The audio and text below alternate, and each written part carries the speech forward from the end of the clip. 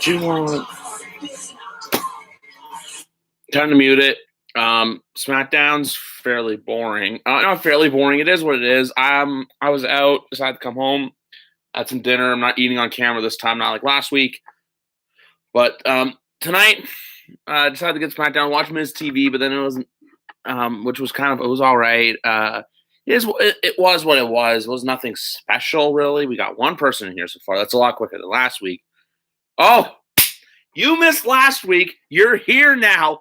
We're up to 2. We're really quick. I am doing fantastic, Randy. That's all I got to say. I can either wear the hat or I'm not going to wear the hat.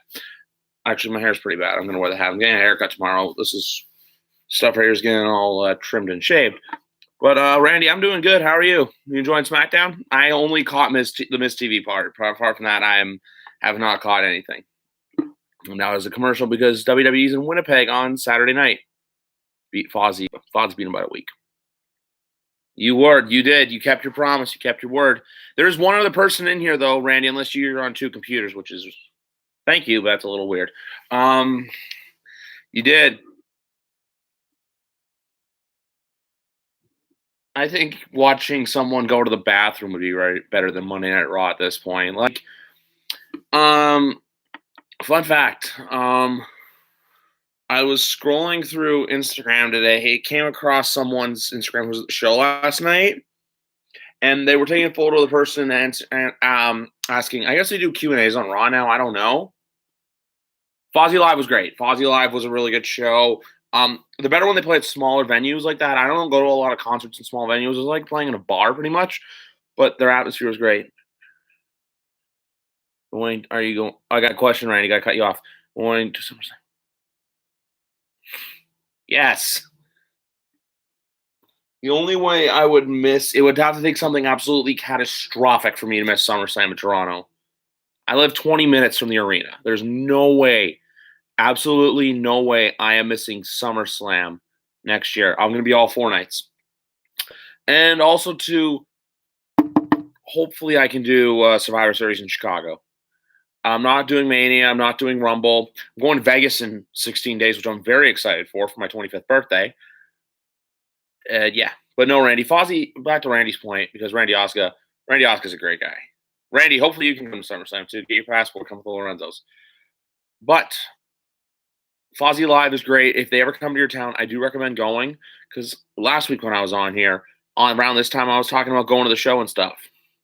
Yeah. And also, too, though, like I said in a tweet last night, TJ and I are going to be recording an episode of No Holds Barred because him and I are going to UFC Saturday. So we figure, hey, you know what? Let's record a show before we go to the fight. So we'll probably record Saturday, then I'll get it up Sunday, probably Sunday night. We're literally just going to talk about, it's literally going to be an open forum podcast, so we have nothing to discuss, really. Worcester, Mass. Isn't that the home of Carmella? I'm pretty sure it's the home of Carmella. Which that dance break part was probably the best part of Miz TV, to be honest. I feel like Daniel Bryan's slowly becoming his 2012 heel self again, which I'm like, it kind of brings me back to the whole stuff with with the whole WWE recycling storylines. Let him be a different character than what he was in 2012. The Yes Movement's dead. I'm healthy, vegan, and you are all polluting the earth, committing sins. But also to him, quoting Alexander Hamilton, then The Miz saying, that's what I was quoting, and then it's kind of you know what, it's just annoying. Part of me kind of thinks this is leading to a match with them down the road. I just had a realization. He's never won it. I could see The Miz winning the Royal Rumble. AJ Styles versus The Miz tonight. What else have I missed on SmackDown so far? So if AJ Styles and The Miz is the main event, I gotta wonder what's happened in the last hour, in the first hour of SmackDown. Yeah, gotta wonder what happened. Hope you win big in Vegas. I hope I do too. I have a pretty good itinerary set so far. Thursday night, I'm going to the. Well, actually, it's my girlfriend and I that are going. We're going together. We're going to the Vegas Golden Knights game on the Thursday. They're playing the Islanders. And then after the Islanders game, we don't know what we're doing yet. Friday, we got reservations at Hell's Kitchen and Caesar's Palace. One thing I don't like share a lot on like social media stuff is I have a bit of a reality TV mark for certain shows. Hell's Kitchen with Gordon Ramsay's one of them. So once I found out the opportunity to go to the restaurant, the prices on the menu, I'm looking at it and you're like, so I would not pay that on a regular basis, but you know what? It's a once in a lifetime opportunity. Randy, I'm surprised that you should go. And also, too, you should have gone to 34 New Orleans. That's a fact. We were talking about it all last week. But yeah, I'm a big Hell's Kitchen fan. I'm a fan of Gordon Ramsay. So to go to one of his restaurants would be really cool. I'll probably go to a nightclub Saturday. I honestly don't know if I'm going to bet like what you guys do at Mohegan, but I do want to play some. I want to go to the sports book though and bet some spreads or over unders. Maybe play a little bit of blackjack, a little bit of slots. I don't want to overspend in Vegas. That's the thing. Like I don't want to go play and just piss away all my money. I want to like go with like an amount where it's like, hey, I walk in with $50. If I go up, I go up. If I lose, you're done. You get out of there. Yeah, that's my main objective with the casino. Right.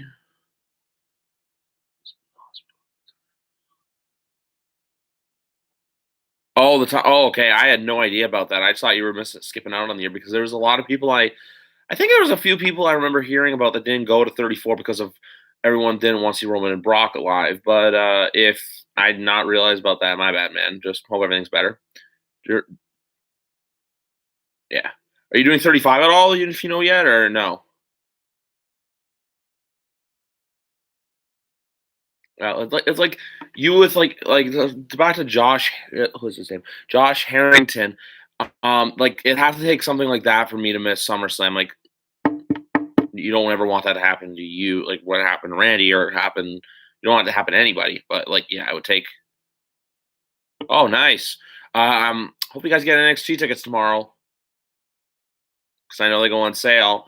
And for Takeover New York, which I would have called in New York City. We got a third person in here. People, be more active. Like Randy Oscar's the man, but I want to get this interactive. Yeah. Randy, planning on going to any other event? Like, are you doing anything else? Oh, four people. We're rolling now. You planning on doing anything else this year for like not this year, obviously, but like next year for wrestling? So I believe what's it called? Because the Royal Rumble in Phoenix. I know Lorenzo's are going to that, but they're going with lazy booking.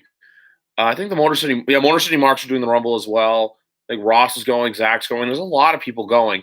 Because to be honest, I don't know anyone traveling from outside of Connecticut, New York, or New Jersey going to Mania this year. I think I think I remember hearing.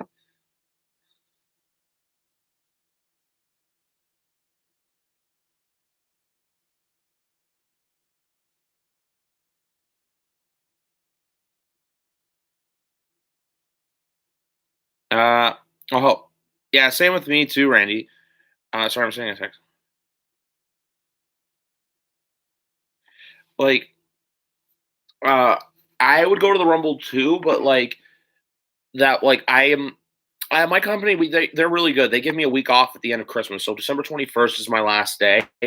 But for me, it's the 19th because I fly to Vegas on the morning of the 20th. Um, but I'm back the second, and then the weekend of the Rumble is our company's national inventory week. Like that's a national inventory. So basically, it's a huge deal. It's like an all hands on deck sort of shift where I can't miss it. So when it came down to that, like I don't want to be the guy. Like I could miss it if I wanted to, but like I don't want to like take vacation right away to be like yeah, I didn't want to take the vacation immediately. Plus two, Vegas Rumble. But Randy, watching the Rumble right here is going to be just as good. I haven't been to a Rumble since 2015, but hopefully 2020 is in a good location too, because that's the thing. If like 2020 goes to a good location, it may trump going to Chicago. But if Mania 2020 or Rumble 2020 are in locations, then Chicago probably will be a more than likely scenario for me. And also, Josh, good for you. Rumble's fun. Rumble Access goes on sale this week. VIP list is fucking brutal this year. Like, I don't know what Mania is going to be. I'm just knocking on wood that SummerSlam Access is a good VIP. Randy, I hope to God you can make it to Toronto. It's going to be a lot of fun. I know there's probably more people from, like, I don't know, around who are more excited for that than Mania. Like, Mania is Mania, but Summer in Toronto. It's one of a kind. And I know my hat leaves a mark on the top of my forehead. I can see it right now. It just looks ugly. Um, even yeah, it's gonna. But this year though with Mania, it's going to suck watching it. Like I said last week, I'll be watching it right here. I think a lot of people did that because I know All In obviously is not on the scale of Mania, but it seems like from everyone that went, there wasn't like a bad story. I put my hat on backwards so I can't tell this fucking crease, or just leave it on. Basically, a lot of people. If I know there's a lot of people who went to All In, but who also went to Mania, but there's people like you that did not go to WrestleMania but went to All In, enjoyed it just as much. Why? Because you make the most with these trips. And Josh, I don't know if you've been on a trip before or not. I don't really know you that well, obviously, but whenever you go on these trips, you make the most out of it. No matter the city, no matter who you're with, you go, you make the most out of it. I don't mean to make that sound like a bad thing. I'm saying it's a good thing. You know what?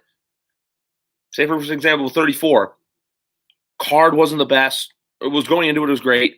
Show coming out wasn't the best. Hopefully we can do that soon. That really is a timing factor. If we are here ever on a Monday or a Tuesday night, that'll more than likely happen. But with the trips, like for example, what's it called? Which trip was it?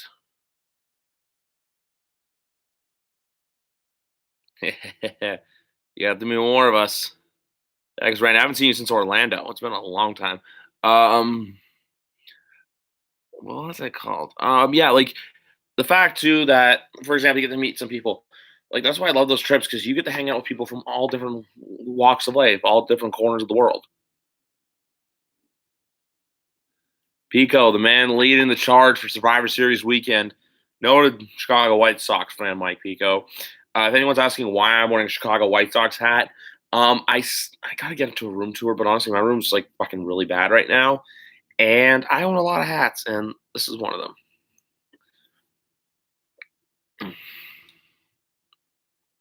Ugh. Randy, honest question for you. Thank you for letting me beat you this week, actually, in fantasy. I crushed the Crushers. Who is getting Harper? I'm gonna go this North Side team. Like. I don't think the Nationals now. Um, you probably know the show. It's called Part of the Interruption. Mike Wilbon and Wilbon and Kornheiser. Um, they're talking about the whole Patrick Corbin deal today, Baron Corbin deal, and because I think it's 6 years for 134 million. I know Yankee fans. Some Yankee fans were mad, but some Yankee fans were like, you know what, we didn't want to pay that. I would do Harper kind of on a bridge deal, 3 year, like kind of watch it every week. So basically, in today's show, Michael Wilbon came up with the whole premise of this. We're gonna do, or you give Harper a 3 year contract at $100 million with or a 2 year. No, it wouldn't be 2 year. I don't think they'll pay him $50 million a year. You do 3 years at $100 million, but I think they were saying either the third or the fourth year. I can't remember off the top of my head. The third or the fourth year is a option. So it would be actually a fourth year option. My bad. But yeah, so 3 years, 33 a year. It argues out to what he wanted, the deal the Nationals originally gave. If I were Mike Rizzo, that would be the deal I was kind of looking for. Because look, you can kind of put it in a win now, not a win now, but win sooner than you wanted to scenario, where you have just got to build around him. But at the same time, too, you have Scherzer, Strasburg, Corbin. That's a pretty good threesome for your three starting pitchers. But what the NL East at the same time too, I think it's slowly become one of the more competitive divisions in baseball. Um, the Braves look good. They just added Josh Donaldson, one of my personal favorite players in the game right now. I always have a connection to him with those Jays playoff teams. New York, Bodie is out there making moves. The Mets last year were horrible last year. Now they added Edwin Diaz, one of the best closers in the game, and also Robbie Cano, which for a career resurgence. It is. How far is your stream? But yes, you're having there. Cano in New York. So Bodie's making moves. So now this basically means that DeGrom doesn't have to go 10-9 exactly. DeGrom can actually probably go closer to 15 wins maybe and get there just because you have the support staff and also too the players around you are better. Philly, who knows what Philly is? Philly could be a wagon for all we know. That leaves a soft spot down in Miami, who's literally trading everyone away still. In Miami, you have this beautiful new ballpark. You can barely fill it. Barely. I don't even know if they're giving out free tickets or not. But Yeah, so there's four teams in the NL East that are really competitive. I think that can be going into next year. Um, Harper with the Cubs. I think it's one of those things where it's like LeBron to the Lakers, where it's like people are expecting it, and if it happens, I don't think it's going to shock anybody. I'd rather see Harper shock somebody and go to a team no one is expecting to, but who knows? Who is it as well? What other teams? Like the apparently too with even Patrick Corbin signing in Washington. I know that the Arizona Diamondbacks apparently were talking about trading Goldschmidt to the Cardinals because the Cardinals are always on that verge of being a wagon. I don't think it'll be the Yankees. I don't think the Yankees want to spend the money. Besides, too, the Yankees have two of the best hitters in the game right now. Adding a third one would just not be fair. You got the Sox. The Sox are one of the best teams in baseball. Just won the World Series, not a big deal. Have an amazing manager in Alex Cora. The Yankees are like the AL. The two Easts are very comparable. The Yankees are the Yankees. They'll always be there. They'll always be in the conversation. The Rays looked really good to end the year. If they can take that momentum from the end of 2018 into 2019, and especially if Blake Snell can keep up his play, who knows with Tampa? Baltimore shit, Toronto shit. We're doing dollar hot dog nights. Like I think that's how we know that we suck. The fact that we're giving out hot dogs for $1. Not all the time. The first Tuesday home game of every month.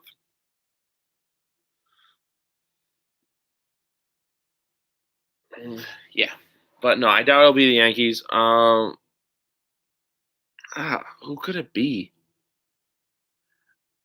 Oh, I like talking about that. They had a rough loss last night to the Denver Nuggets, but you can't win them all. Tomorrow night, we're playing the Markel Fultless 76ers and Giants of Africa night. 20-5 right now. I'm really happy with that record. I think 20 wins. I think there's a very good chance they could reach 30 by the end of the year, if not early 2019. Because I don't know how many games they have left, but I know we do go back at West. The Celtics are having a tough year too, but a lot of people did not see this coming, but I kind of did. Where it's kind of like butting of heads because look, last year in the playoffs, you had all those players who came out of nowhere. You had Marcus Smart, Terry Rozier, who's the other guy? Marcus Smart, Terry Rozier, Jason Tatum. But then now you got Hayward and Kyrie coming back, and with those two guys, everyone else has got to kind of take a back step. They got to play second fiddle, which they're not used to, considering those guys almost went to the finals without Kyrie or Gordon Hayward. This Samoa Joe thing is really distracting in a bar right now.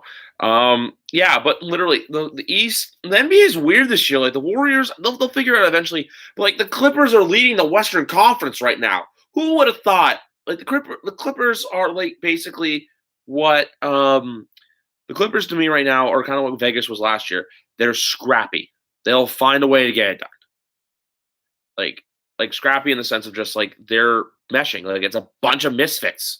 It's literally a depth team in LA. That's scary. Speaking of the Mets, there's a guy wearing a Mets shirt ringside in Austin, Texas. It's a little weird.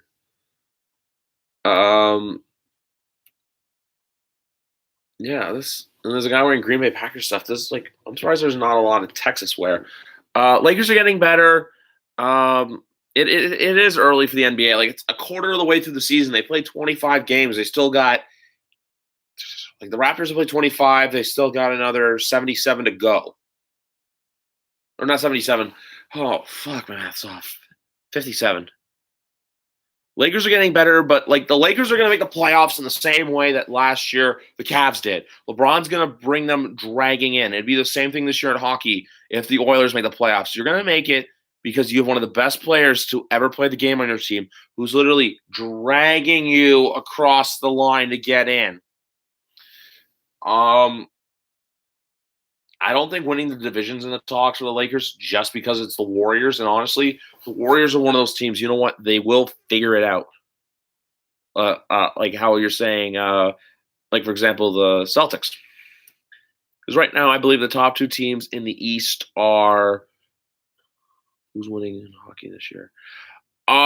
There are a few teams um, who I can see winning. I could see Washington going back to back because a lot of people thought Cup hangover. The Cup hangover. Their big thing is goaltending right now. If Braden Holtby slips, I don't have full confidence in Phoenix Copley to kind of step up in the role Grubauer did.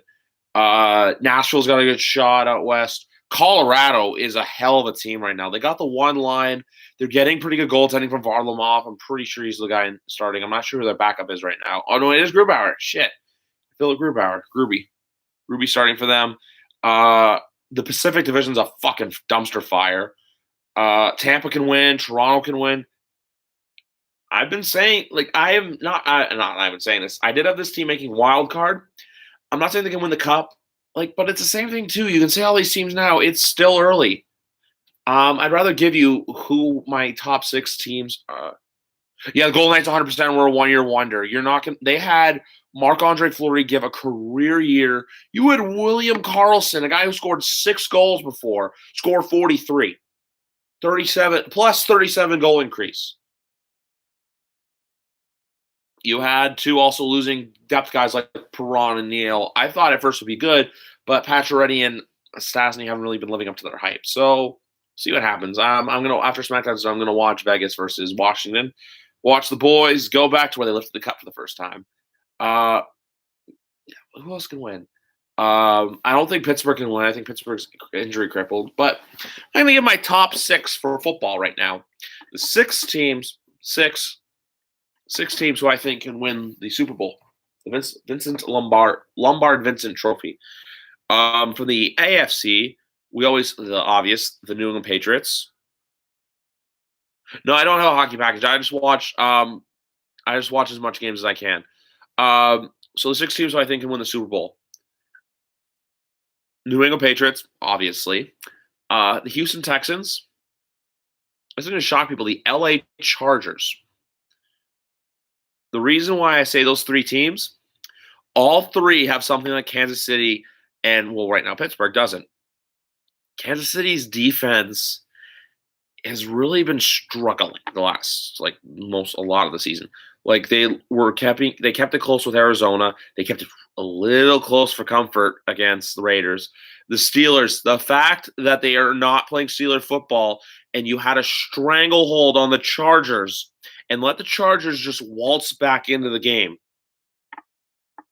I think James Conner being out in fantasy this week is going to hurt the Steelers and fantasy owners.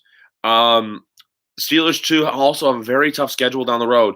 You got at Oakland. You've got home to the Patriots. You got to go to New Orleans, and you finish off with Cincinnati. There are 2 easy games in there. The 2 in the middle, those aren't easy. I thought the Steelers were going to win that game too. But you know what? I wanted the Chargers to win because it knocks the Steelers away from the Patriots. So now that game next Sunday is not an absolute must win. It is now, though, because there's a team called the Houston Texans who've won 9 in a row, something that has never been done. Oh, Jesus Christ. The Usos in the barn rap out. This is why people don't watch WWE that much. Jesus Christ. I think they're in Vegas next week, actually. If I'm here and I'm home, I'll watch it. WrestleMania rematch next week, Charlotte and Asuka. Yeah, the Steelers, though, as good as James Conner's been, he's not Bell. Like, and here's the thing, too, as well, with the Steelers. They have had to play, they've either came back a lot or they've blown a lot of leads. By that, I basically mean, look, there was a game against Jacksonville that they won that they should not have. There was a game against the Chargers, which they should have won, but they lost. There was a game earlier this year against Kansas City. I may try to do a live stream while in Vegas. I'm not going to vlog because I'm not going to vlog for the simple reason of just I want to enjoy the trip and soak it in. Follow me on Snapchat. Follow me on Instagram for all Vegas stuff, though. But also, too, what are the games? The Steelers shouldn't have a tie. They should have lost week 1 to the Browns. It was just poor field goal kicking by the Browns. The Bengals game that they had, the Bengals were in it for a while. They had the game against the Bucks, which was closer for comfort, and that was also true. And the Bucks were starting to be that shitty team. The Steelers, I just don't think have it. Like they're a good team. It's just there's better out there. To win the Super Bowl, you got to be great, not good. That's the other thing too. The fact that those offside calls, you handed the Chargers the game. You could have gone to overtime and maybe won or walked away with another tie. The fact that you let the Chargers just Artie Burns, here's a W on a fucking platter. Didn't really help. The other thing too with the I'm going to give my reason why now I don't see Kansas City. Part of me thinks like Kansas City, you know what? They're 9-2. They lost to 2 really good teams. The defense is my biggest question with them. Sure, you got guys like Justin Houston. They're like Justin Houston and Eric Berry, but Eric Berry is not 100%. He hasn't been playing. Just their overall, like, it's just something with the Houston, like the Kansas City Chiefs, where it's like, you know what? Go prove me wrong. Just not against New England. Houston, I think, can win for the sole fact of, I always said this for the longest time. Yeah, that's the other thing, too. They don't have Kareem Hunt anymore. Losing Kareem Hunt's huge. And also, too, this is going to sound bad. Tyreek Hill, if Tyreek Hill's consistent, they're a scary team. Tyreek Hill's not consistent. Like, I notice it from a fantasy perspective. I look at the people who have him. There's weeks where he'll go out there and he'll light it on fire. And then there's weeks where he'll put up 6. Yeah. But also, too, here's the thing with and also, too, Andy Reid's never been that good at clock management either. Like, look at the game against New England. Kansas City should have won that game. If they kept not doing those bomb plays of like 70 yards, you win the game. Why? You know this in the NFL. Never, ever, ever hand the ball back to Tom Brady with 3 minutes to go in the fourth quarter. He's going to carve you up like a Thanksgiving turkey, and he's going to win the game. I did pick up. It was so weird. I wanted to pick up in Matt's league. I wanted to pick up Justin Jackson, the running back for the LA Chargers, just because Austin Eckler did not really have the best week last week. And then what happened was someone had him, so I picked up Spencer Ware. So yeah, and I'm gonna must win in that league. I'll read my roster off right now for all of you. Oh, they're going to Schwallywood on February 10th. The WWE is going to Oshawa. In Matt's league, I have Wilson at quarterback, DeAndre Hopkins at receiver, Brandon Cooks at receiver. Thank you, Randy. Theo Riddick at running back, Tevin Coleman at running back, George Kittle, Spencer Ware, Harrison Butker, and the Tennessee Titans defense. I'm going to keep it against Jacksonville just because Jacksonville is such a fluky team. And I don't have on my bench. My bench right now is Connor, Sammy Watkins, Sterling Shepard, Latavius Murray, Kirk Cousins, and LeGarrette Blount. Yeah, you needed draft picks, Randy, and I gave you, I believe it was a 4th, and then I got a 10th and I don't remember. I think it was a 4th and a 6th I gave you, or a 3rd and a 6th, because I know I have 2 5s and I have 2 7s, but then I got my 10th and 11th back from you because literally in next year's draft I don't have a pick from rounds 9 to round 12, and I needed that like 10 and 11 sandwich because even though it's later rounds, you still need those depth players in your roster. Exactly, it's trade. I help you, you help me. We're all good. And also, too, now here are my 3 teams from the NFC West. I think not NFC West. There's not 3 teams that will win the Super Bowl this year. Well, one of my NFC teams that goes to the Super Bowl comes from there. I think New Orleans can. I think Chicago can, and I think Los Angeles can. I don't think the Dallas Cowboys will. I do have a feeling the Eagles can sneak in there, but you know what? I think the Dallas Cowboys. I also just don't want to see the Dallas Cowboys win. Who wants to see a Dallas Cowboys win? Good Lord, no one wants to see the Dallas Cowboys win. There's the thing. Like some people are like, "Oh no, you can draft a kicker in the late rounds."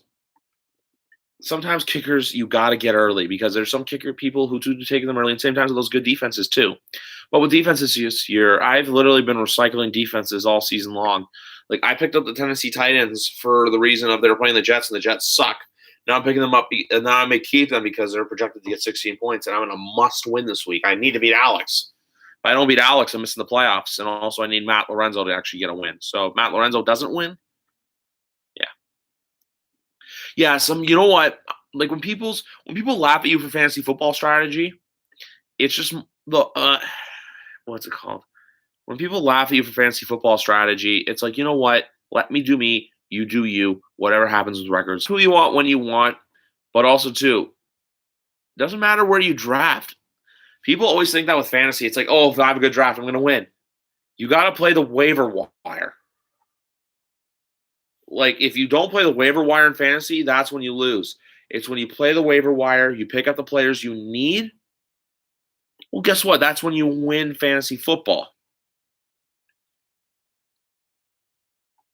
It's injuries kill you in fantasy every year, no matter what fantasy you do. If you do basketball, baseball, hockey, football, but football is the best one to do. Why? Because you set your rosters and then you go from there. Yeah, like this year, for example. I did a really good trade this year in my other league, which I'm first place in. And I got a bye right now because it's the quarterfinals and I have to play the semis. I traded away Calvin Ridley, Cooper Kupp, and someone else. I forget who it was. Oh, Chris Hogan. Randy, you're gonna lie. I'm in 5 leagues total. There's 2 leagues where I have legitimate shots at winning. Matt Lorenzo's if I squeak in, and then there's 2 leagues where I'm terrible in. But one league I'm in, I traded away Chris Hogan, Calvin Ridley, and Cooper Kupp for Austin Eckler, Cameron Godwin, or Connor Godwin, and John Brown. John Brown's done nothing for me. Eckler's been okay. Godwin's been pretty decent. Those other 3 players haven't done anything. Cooper Kupp's out for the year, so I think I won the trade. Yeah, my best roster right now, I'm going to read it off to you. My best roster. It's in a league that I'm the commissioner for. My Wi-Fi loads it up. Where I'm 10-3 right now, and I'm trying to get first place, but I don't think I will. I'll basically read it off to you now. Mahomes, Davante Adams, Adam Thielen, Alvin Kamara, Ezekiel Elliott, which I got in a trade for Kareem Hunt, Rob Gronkowski, which I got in a trade for Tevin Coleman. Actually, no, it was Leonard Fournette. I traded away Leonard Fournette to get Rob Gronkowski. Okay, this isn't working. Yeah, next year, I'm honestly, one of the leagues I'm in, I've already said I'm not in it. I don't like the way it's run. The commissioner's not doing the best job, so I'm out. And then there's one more league I'm probably going to cut, so I think I may go down to 3 leagues next year. Just keep it easy. I got Gronk late. Trey Burton was doing well for me, but then I kind of wanted to get someone else just for depth, and also her help to getting someone else, considering Trey Burton hadn't really been playing that well with Mitch Trubisky on the shelf. Once Trubisky comes back in, I feel like Trey Burton's productivity will go up for me. But Gronk this year's been really hit or miss. I have a feeling that if the Pats win the Super Bowl, I don't think he's coming back for 2019. And honestly, too, if he does retire, I'd be pretty sad about it, but I'm not going to sit around and mope about it. You know what? Players come and go. He's one of my favorite players in the NFL. It'd be great for the game to keep him, but at the same time, too, in a sport like football, you got to look out for yourself. Ooh, 15 minutes. Washington, Vegas. Just got the alert. Excited for that game, baby. Oh, been in it for 32 minutes. I'm pretty proud of myself. It's the Griffin Bordegon and Randy Osgood show, everyone. Randy, Miguel's league's the one that I'm leaving, so there's a very good shot that you'll get into that. It's just he has no IR spot. I think he only had 1 flex, and there's 12 teams in the league. It's a bit of a clusterfuck, and also too, every trade that was trying to happen in that league was getting vetoed. So I was like, there's more negatives than positives with that league, so I'm deucing out of there. No, it's just not hard rules. It's just the fact, like we were saying, it's just positioning stuff. Like Alex, Matt, and I are all in it right now, and we're pretty annoyed with it. Yeah, I'm calling it out right now. I don't care. And also too with players as well, because it's like that's the thing that sucks with fantasy football when you're in so many leagues. It's like I have Zach Ertz in one league, but you're playing him in another one. There's 2 leagues I lost. There's 2 leagues I lost the same week in a row because of Juju Smith-Schuster. I'd rather prevent that. And also, to fantasy football, here's the thing with fantasy football. If you watch this later on, if you decide to come in now, never have your draft before August 20th. Never. I've heard stories about people having drafts in July. It's when you do that, it's what the hell are you doing a month before? I've done the latest draft I've done 2 days before the season starts because so many bad injuries can happen in the preseason. It's why? It's the guy, oh yeah, I had this draft there, same as last year. Yeah, early drafts. If you do an early draft, you're honestly an idiot. Why? What in God's green earth is the point of doing a draft at a month before the season starts? Things happen. Guys change. Guys get hurt. Guys, for all we know, could get cut. Unless you're banking on taking guys you like from Hard Knocks, then that's stupid. But for the most part, never draft early. Always draft after summers. I think the earliest draft I had was, it's always usually right after SummerSlam. Des Bryant, for example. You just don't know. But also, too, though, football is the one sport where I like to talk about it year-round. Baseball, it's one of those things where, you know what, you can use a break from, especially because there's games every day and how many games the team plays in a year. Hockey, it's sometimes in the summertime, it's good just to not get away from the game and not talk about it all the time. Basketball, it's the same thing. Just get away from it. Not a lot happens in the offseason. I think the NFL is the one where the offseason is the most, not active, but there's just so much stuff going on. Because look at it like this. The NFL kind of never takes their foot off the gas. You get the combine right after the Super Bowl a few weeks later. Then after that, the new year starts. People get hired. Coaches getting fired is usually going to happen this year on New Year's Eve. So Happy New Year, you're fired. I'll give who I think is going to get fired in a few minutes and see what you guys think. The new league here. The fact that the schedule release is such a big deal and that games being played, and the schedule release comes out right after WrestleMania.